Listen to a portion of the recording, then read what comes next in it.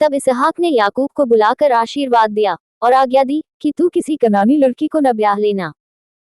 पद्दनराम में अपने नाना बतूएल के घर जाकर वहां अपने मामा लाबान की एक बेटी को ब्याह लेना।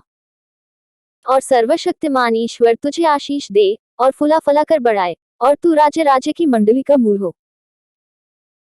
और वह तुझे और तेरे वंश को भी इब्राहिम की सी आशीष दे कि तू यह देश जिसमें तू परदेशी होकर रहता है और जिसे परमेश्वर ने इब्राहिम को दिया था, उसका अधिकारी हो जाए।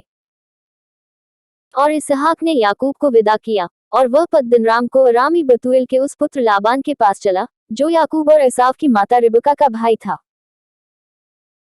जब इसहाक ने याकूब को आशीर्वाद देकर पद्दनराम भेज दिया कि वह वहीं से पत्नी ब्याह लाए, और उसको आशीर्वाद देने के समय यह आज्ञा भी दी कि तू किसी कनानी लड़की को ब्याह न लेना। और याकूब माता पिता की मानकर पद्दनराम को चल दिया।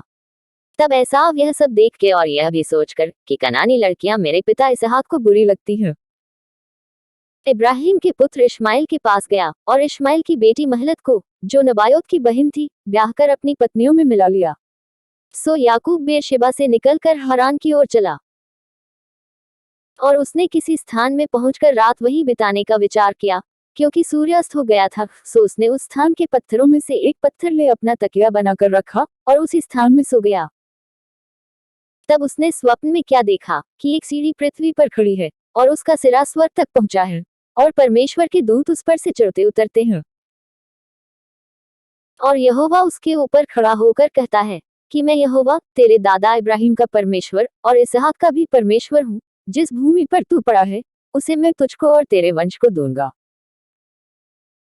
और तेरा वंश भूमि की धूल के किनकों के समान बहुत होगा, और पश्चिम पूरब उत्तर दक्षिण चारों ओर फैलता जाएगा, और तेरे वंश के द्वारा पृथ्वी के सारे कुल आशीष पाएंगे। और सुन, मैं तेरे संग रहूंगा, और जहां कहीं तू जाए वहां तेरी रक्षा करूंगा, और तुझे इस देश में लौटा ले आऊंगा। मैं अपने कहे हुए को जब तक पूरा न कर लूं तब तक तुझको न छोड़ूंगा। तब याकूब जाग उठा और कहने लगा, निश्चय स्थान में यहोवा है, और मैं इस बात को न जानता था।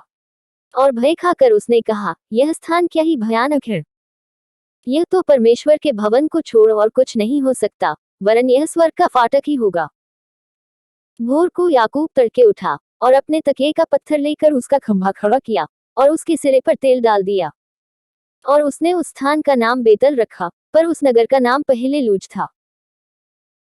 और याकूब ने यह मन्नत मानी कि यदि परमेश्वर मेरे संग रहकर इस यात्रा में मेरी रक्षा करे और मुझे खाने के लिए रोटी और पहनने के लिए कपड़ा दे, और मैं अपने पिता के घर में कुशल क्षेम से लौट आऊं, तो यहोवा मेरा परमेश्वर ठहरेगा। और यह पत्थर जिसका मैंने खंभा खड़ा किया है परमेश्वर का भवन ठहरेगा, और जो कुछ तू मुझे दे उसका दशमांश मैं अवश्य ही तुझे दिया करूंगा।